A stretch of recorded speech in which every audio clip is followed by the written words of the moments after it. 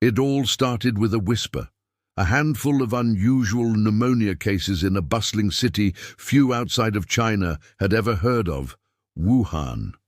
In late 2019, as the world celebrated the holidays and looked forward to a new decade, a mysterious virus was quietly taking hold.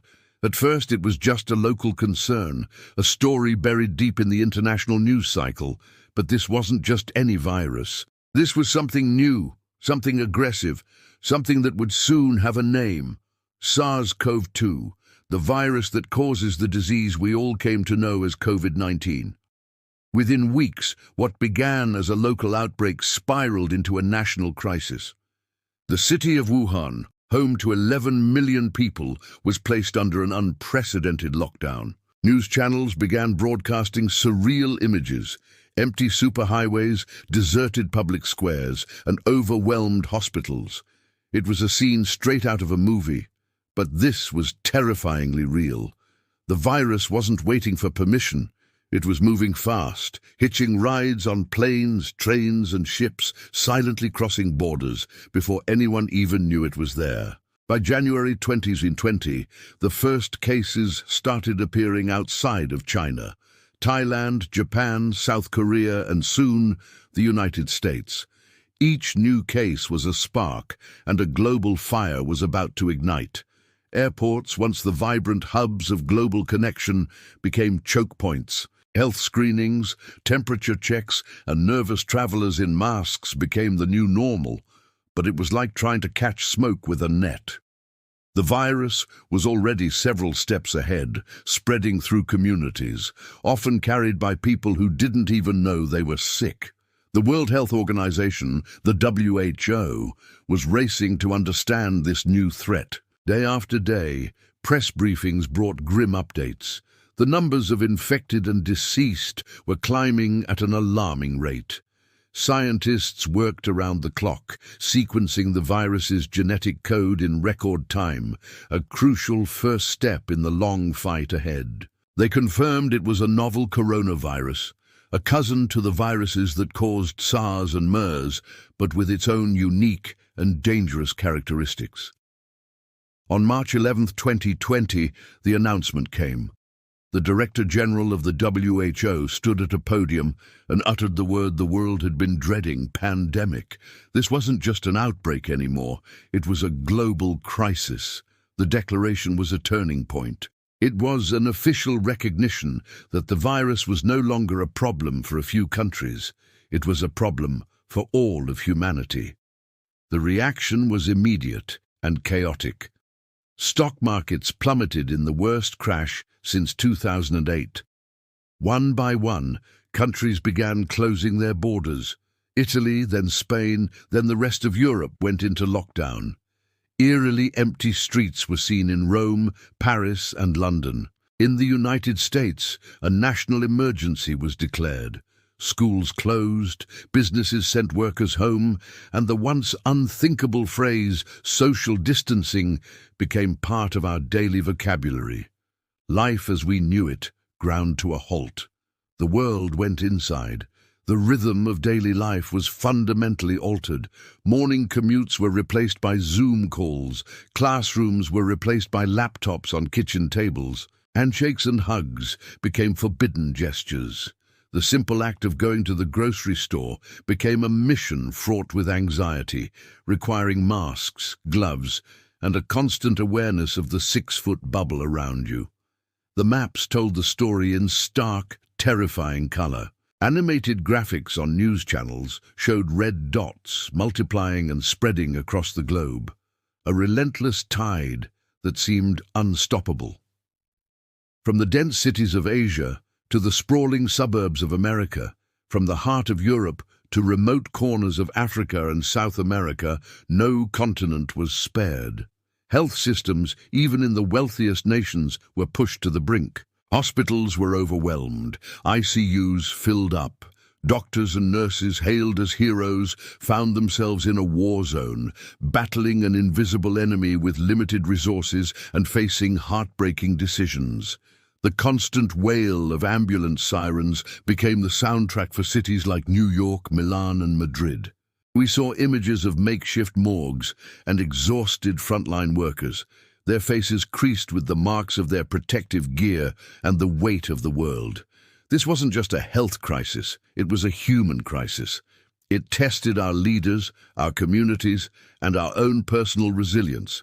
It laid bare the inequalities in our societies and the fragility of our interconnected world.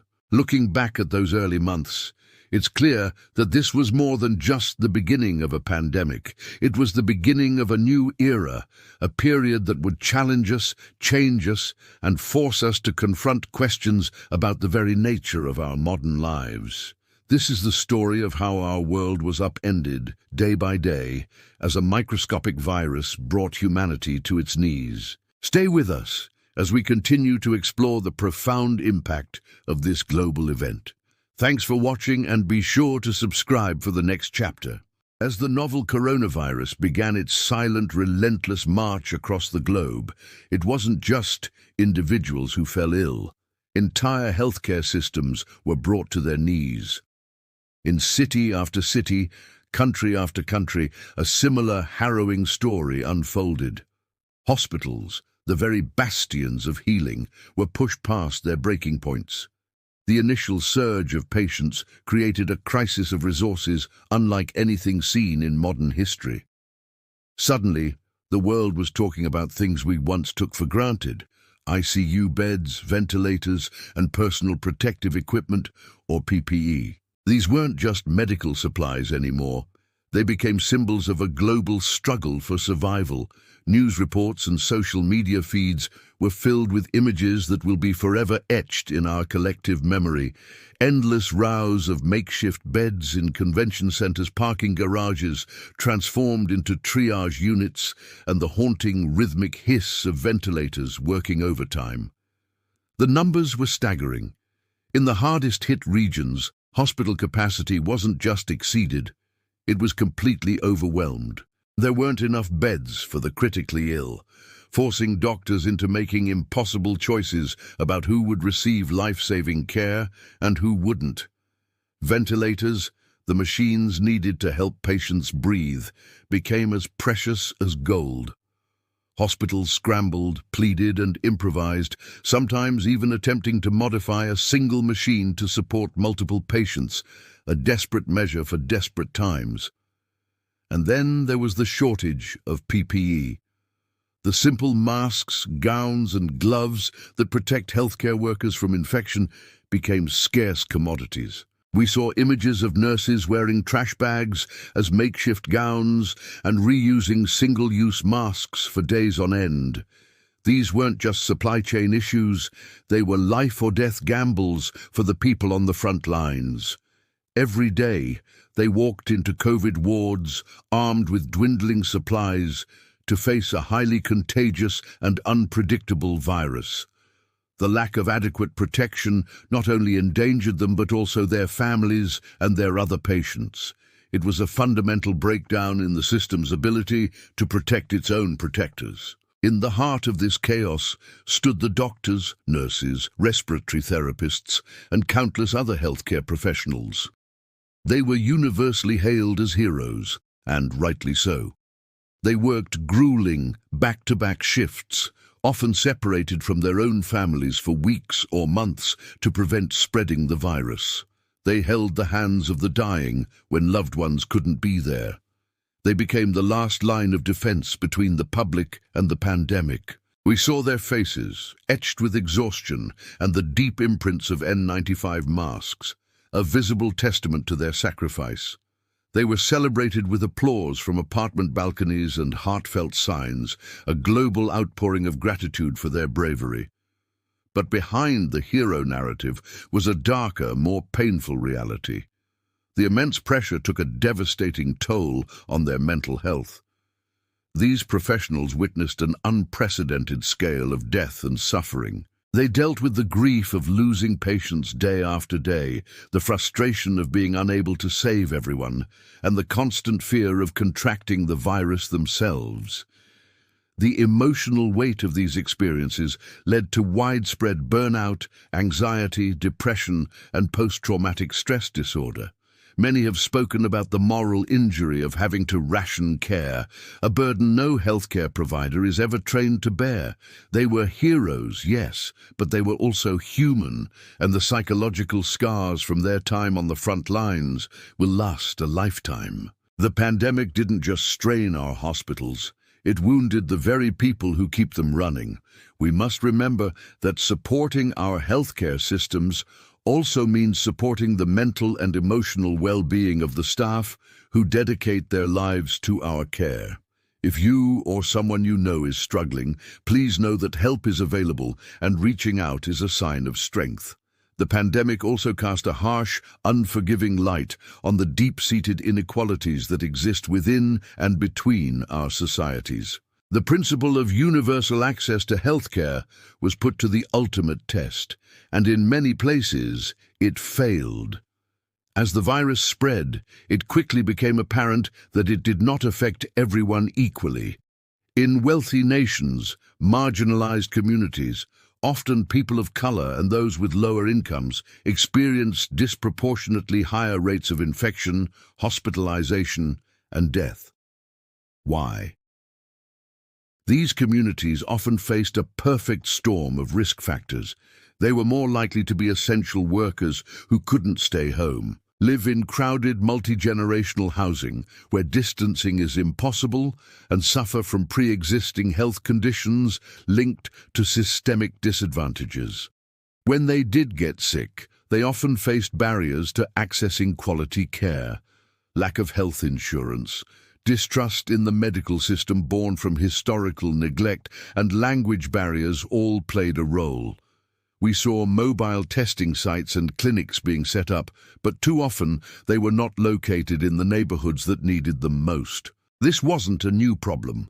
The pandemic simply amplified the existing cracks in our social and healthcare infrastructure, making them impossible to ignore.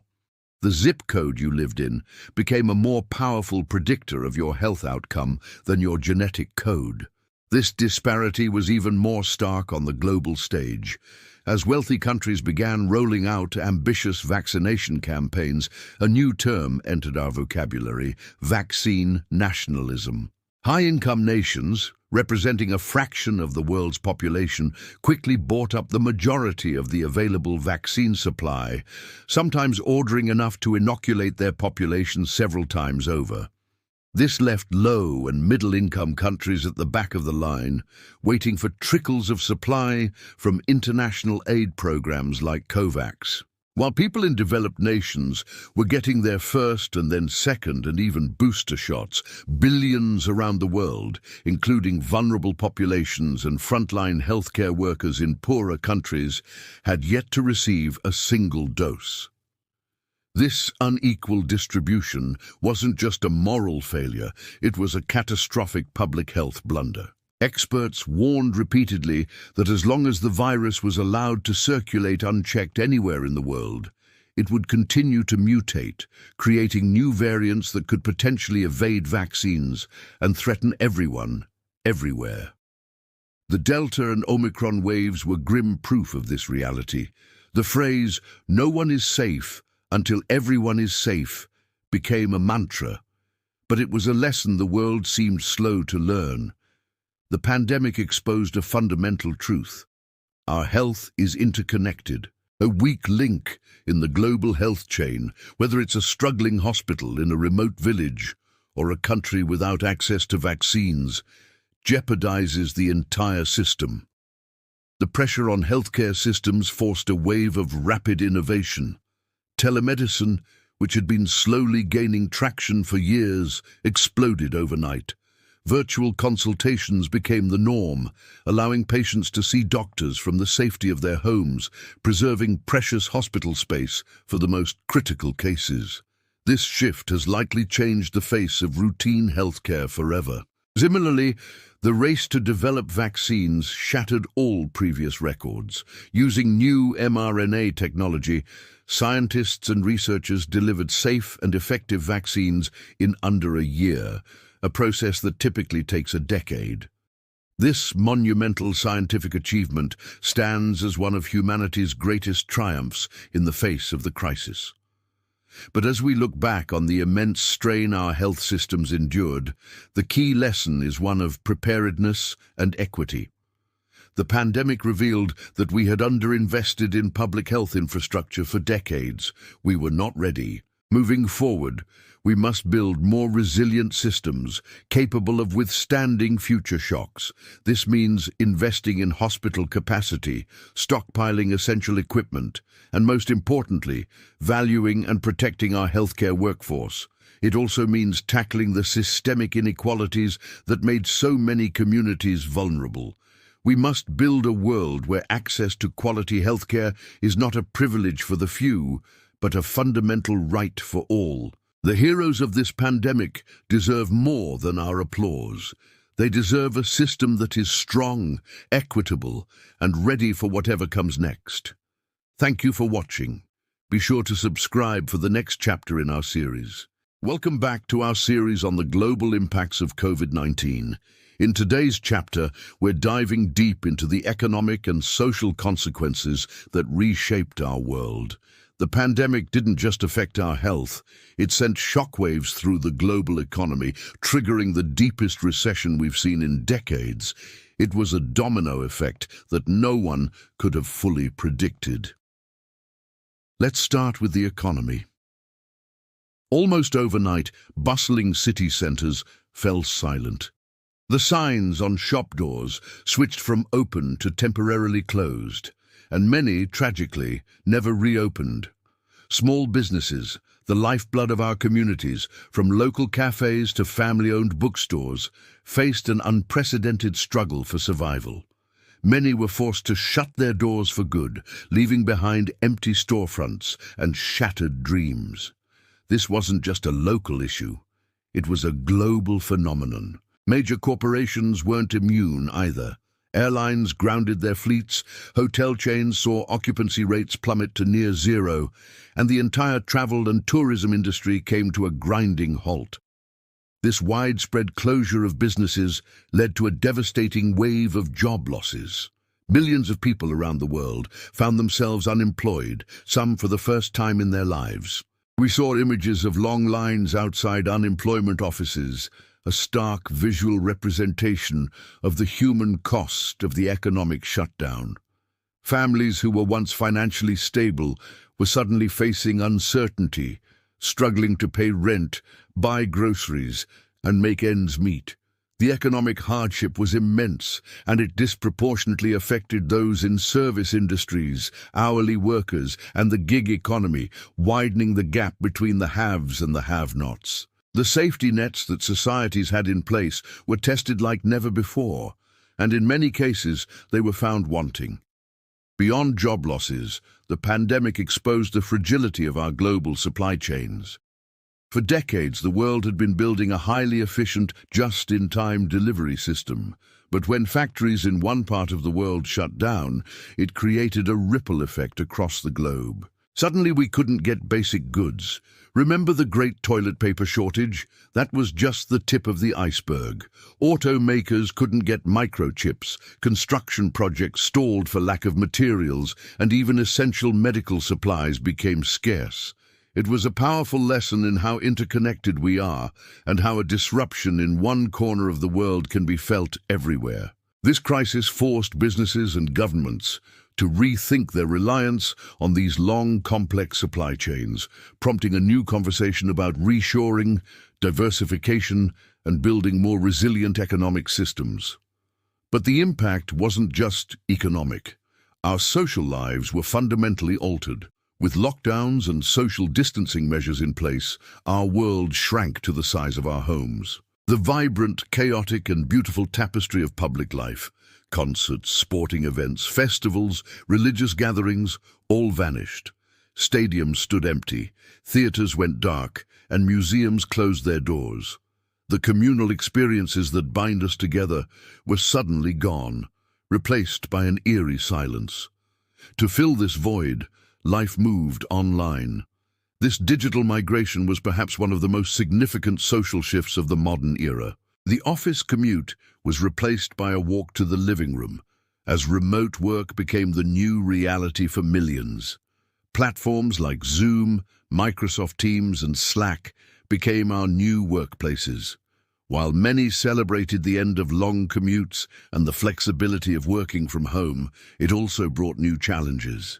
The lines between work and home life blurred, leading to burnout and what became known as Zoom fatigue. Maintaining company culture and spontaneous collaboration became incredibly difficult when colleagues were just faces on a screen. Education underwent a similar, radical transformation. Teachers had to adapt on the fly, learning new technologies and finding creative ways to engage students through a screen. It offered a way to continue their education, but it couldn't replace the social interaction, hands-on learning, and personal support of an in-person school environment. Moreover, the digital divide became glaringly obvious. Students without reliable internet access or suitable devices were at a significant disadvantage, exacerbating existing educational inequalities. The long-term effects of this disruption on a generation of students are still being studied and understood. Our personal lives were also reconfigured. Happy hours, birthday parties, and even family reunions moved onto video calls. We learned to connect with loved ones through screens, finding new ways to maintain relationships from a distance. While technology was a lifeline, it couldn't fully replace the warmth of a hug or the simple joy of sharing a meal with friends. The pandemic forced a period of intense social isolation for many, particularly for those living alone, the elderly, and other vulnerable populations. The mental health consequences of this prolonged loneliness and anxiety have been profound. Rates of depression and anxiety disorders surged globally. It highlighted the critical importance of human connection for our well-being and sparked a much-needed global conversation about mental health. If you ever feel overwhelmed, please remember that it's okay to ask for help. There are resources available, and talking to a professional can make a world of difference. You are not alone in this. The lifestyle changes went beyond just work and school. With gyms closed and movement restricted, people found new ways to stay active. Home workouts boomed, parks became crowded with walkers and joggers when permitted, and bicycle sales skyrocketed. We also spent more time in our kitchens, with many people discovering or rediscovering the joys of cooking and baking. Sourdough starters became a cultural phenomenon. These small shifts in our daily routines reflected a broader re-evaluation of our priorities. Confined to our homes, many of us began to focus more on health, family, and the simple things in life. In essence, the COVID-19 pandemic acted as a great accelerator and a great revealer. It accelerated pre-existing trends like remote work and e-commerce, pushing us years into the future in a matter of months. But it also revealed deep-seated inequalities in our economic and social systems, from healthcare access to the digital divide. It showed us how fragile our globalized world can be, but also how resilient and adaptable human beings are. The economic downturn was severe, the social isolation was painful, and the changes to our way of life were drastic. But through it all, communities found new ways to come together, people supported one another, and we began to imagine what a post-pandemic world could and should look like. The story of the pandemic's economic and social consequences is a story of loss and hardship, but it's also a story of innovation, resilience, and a fundamental rethinking of how we live, work, and connect with one another. The world we live in today has been permanently marked by this period.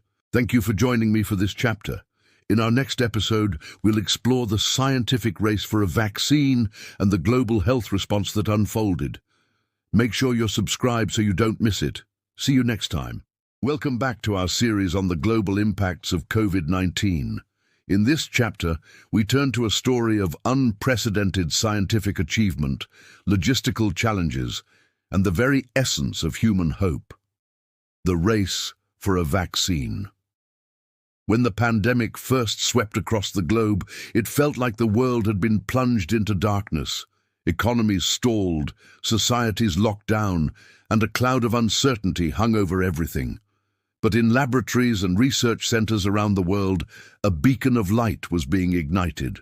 Scientists, researchers, and healthcare professionals embarked on one of the most ambitious scientific missions in human history: to develop a vaccine against a novel virus, and to do it at a speed never before imagined. Traditionally, vaccine development is a marathon, not a sprint. It's a process that can take a decade or more, involving years of research, phased trials, and rigorous regulatory reviews. But this time, the world didn't have a decade. The urgency of the pandemic called for a paradigm shift, and science answered the call. Researchers leveraged decades of prior work on coronaviruses, like those that cause SARS and MERS. This existing knowledge gave them a crucial head start. Furthermore, new technologies, particularly mRNA vaccine platforms, proved to be game changers. Unlike traditional vaccines that use a weakened or inactivated virus, mRNA vaccines work by teaching our cells how to make a harmless piece of the virus, DNS spike protein. This triggers an immune response, preparing our bodies to fight the real virus if we ever encounter it. This technology had been in development for years, but the COVID-19 pandemic was its moment to shine, allowing for faster development and manufacturing once the virus's genetic sequence was known. The collaboration was staggering. Scientists who were once competitors became partners. Research data was shared openly and in real time across international borders. Governments and private organizations poured billions of dollars into funding research and development, a global investment in a shared future. This unprecedented cooperation compressed years of work into mere months. Clinical trials, which normally happen sequentially, were conducted with overlapping phases, without cutting corners on safety. Tens of thousands of volunteers from diverse backgrounds stepped forward to participate, putting their trust in science for the good of humanity. Their contribution was just as critical as the work being done in the labs. By late 2020, less than a year after the virus was first identified, the world witnessed a miracle of modern medicine. Multiple vaccines, from Pfizer-BioNTech and Moderna to AstraZeneca and Johnson & Johnson, demonstrated high efficacy rates and were granted emergency use authorization. It was a monumental triumph, a testament to what humanity can achieve when we unite behind a common goal. A collective sigh of relief echoed around the world. Hope was no longer a distant concept. It was now being bottled in small glass vials. But developing the vaccines was only the first part of the challenge. The next hurdle was perhaps even more daunting: getting those vaccines from the manufacturing plants into the arms of billions of people. This was the largest and most complex global vaccination campaign in history. The logistical undertaking was immense. Some vaccines, like the mRNA ones, required ultra-cold storage, presenting a massive challenge for transportation and distribution, especially in regions with limited infrastructure. Airlines, shipping companies, and healthcare systems had to coordinate on a scale never seen before. We saw images of planes packed with temperature-controlled boxes and mobile clinics being set up in stadiums, community centers, and even remote villages. It was a global mobilization effort. However, this global rollout quickly exposed a stark and painful reality: the deep-seated inequalities that exist in our world. The concept of vaccine nationalism emerged as wealthier nations who had invested heavily in the research secured the first and largest batches of doses, often ordering enough to vaccinate their populations several times over. This left many low- and middle-income countries at the back of the line, waiting for months for their first significant shipments. Charts and graphs of vaccination rates told a story of two worlds. In high-income countries, Vaccination campaigns ramped up quickly, and by mid-2021, a significant portion of their populations had received at least one dose. Public figures and celebrities were seen getting their shots, encouraging public trust. Meanwhile, in many parts of Africa, Southeast Asia, and Latin America, vaccination rates remained in the single digits. Healthcare workers on the front lines, the very people we depended on most, were often left unprotected. Initiatives like COVAX were established to try and ensure more equitable distribution, aiming to provide vaccines for the world's most vulnerable populations. While it was a noble and necessary effort, it struggled to compete with the direct deals made by wealthy nations and faced its own set of supply and funding challenges. This disparity wasn't just a matter of fairness, it was a matter of global public health. As long as the virus could spread and mutate anywhere, it remained a threat to everyone, everywhere. The mantra, "No one is safe until everyone is safe," became a sobering reminder of our interconnectedness. As if the logistical hurdles and global inequalities weren't enough, another insidious challenge emerged, a pandemic of misinformation. In the age of social media, false and misleading information about the vaccines spread like wildfire. Conspiracy theories, baseless claims about side effects, and politically motivated narratives created confusion and fear. This infodemic preyed on people's anxieties and eroded trust in science and public health institutions. It fueled vaccine hesitancy, even in countries with plentiful supply. People who were otherwise willing to get vaccinated were swayed by a constant barrage of doubt and skepticism from their social media feeds or community circles. Doctors, nurses, and public health officials found themselves fighting a war on two fronts, one against the virus itself and another against the misinformation that was undermining their efforts. Combating this required a massive public education campaign. Scientists took to social media to answer questions directly. Community leaders and trusted messengers stepped up to share accurate information. Fact-checking organizations worked tirelessly to debunk myths. It was a slow, painstaking process of rebuilding trust, one conversation at a time. It highlighted the critical need for media literacy and critical thinking in our digital age. Despite these immense challenges, the impact of the vaccines was undeniable. In countries with high vaccination rates, hospitalizations and deaths from COVID-19 plummeted, especially among the most vulnerable, like the elderly. The vaccines turned a potentially deadly disease into a manageable illness for the vast majority of people. They allowed societies to begin the slow and cautious process of reopening. Families were reunited, businesses opened their doors, and a sense of normalcy, however fragile, began to return. The vaccines were not a silver bullet that would instantly end the pandemic. New variants emerged, reminding us that the virus was still evolving, but they were and remain our most powerful tool. They represent a turning point in our fight against COVID-19. Looking back at this chapter of the pandemic, we see a story of incredible highs and frustrating lows. It is a story of scientific brilliance and human solidarity, but also of systemic inequality and the dangers of misinformation. The development of the COVID-19 vaccines will be remembered as one of the greatest scientific achievements of the 21st century. It gave us hope when we needed it most. But the struggles with distribution and hesitancy serve as a crucial lesson for the future. They teach us that science alone is not enough. To truly overcome global crises, we need not only scientific innovation, but also global equity, clear communication, and a shared commitment to the well-being of all humanity. Thank you for watching. Join us next time as we explore the long-term social and economic scars left by the pandemic and how societies are beginning to rebuild.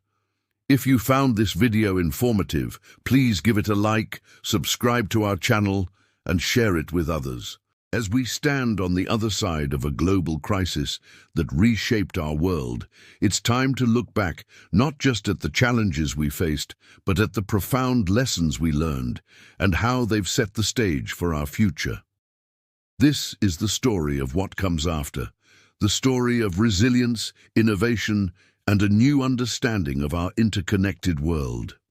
Welcome to the final chapter of our journey through the global impacts of COVID-19. Lessons learned and the future. The pandemic was a stress test on a global scale, pushing every system we rely on to its limits. From healthcare and supply chains to our economies and social fabric, the cracks were exposed. But through those cracks, light began to shine through, illuminating the path forward. One of the most critical lessons was the undeniable importance of global cooperation. In the early days, we saw borders close and a retreat into nationalism. But as the virus respected no boundaries, it became clear that our response couldn't either. Scientists from every corner of the globe shared data at unprecedented speeds, collaborating on research that led to the rapid development of vaccines. This global scientific alliance was a testament to what humanity can achieve when we work together toward a common goal. It taught us that in the face of a shared threat, our collective strength is our greatest asset. The future demands that we build upon these networks of collaboration, creating permanent structures for information sharing and joint response. So we're not starting from scratch when the next crisis hits. Another stark lesson was the critical need to invest in public health infrastructure. For decades in many parts of the world, healthcare was seen as a cost to be minimized rather than an investment to be prioritized. The pandemic laid bare the consequences of this neglect. Overwhelmed hospitals, shortages of essential supplies like masks and ventilators, and burnt-out healthcare workers became the grim reality. We learned the hard way that a robust, accessible, and well-funded healthcare system is not a luxury. It's the bedrock of a functioning, resilient society. This means more than just building new hospitals. It means investing in primary care, mental health services, and the public health workforce, the epidemiologists, the contact tracers, the community health workers, who are our first line of defense. The future requires a paradigm shift, where we view health security as being just as vital as national security. It's about preparedness, ensuring we have the domestic capacity to produce essential medical supplies and the strategic stockpiles to weather any storm.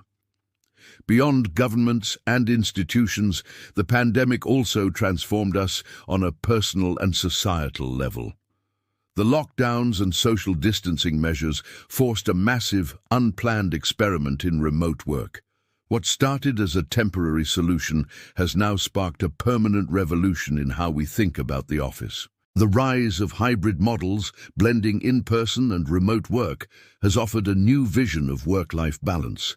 Companies are rethinking the purpose of physical office space, transforming it from a place of mandatory attendance to a hub for collaboration, culture building, and connection. This shift has profound implications for urban planning, transportation, and local economies that once revolved around the daily commute. It's a change that could lead to more distributed workforces, revitalizing smaller towns and communities, and offering employees greater flexibility and autonomy over their lives. Culturally, the pandemic accelerated our shift to a more digital existence. From online shopping and virtual doctor's appointments to streaming services and video calls with family, our reliance on digital tools skyrocketed. This digital transformation brought incredible convenience and connection during a time of isolation, but it also highlighted the digital divide. Access to reliable, high-speed internet is no longer a luxury. It's an essential utility, as fundamental as water or electricity. The lesson here is clear. Bridging this gap is a matter of equity and opportunity. Ensuring everyone has the access and skills to participate in the digital world is crucial for education, economic mobility, and social inclusion in the 21st century. Perhaps one of the most personal lessons for many of us was a newfound appreciation for human connection. The inability to hug a loved one, share a meal with friends, or gather for celebrations made us realize what truly matters. The empty stadiums, silent concert halls, and quiet city streets were a constant reminder of the energy and joy we derive from being together.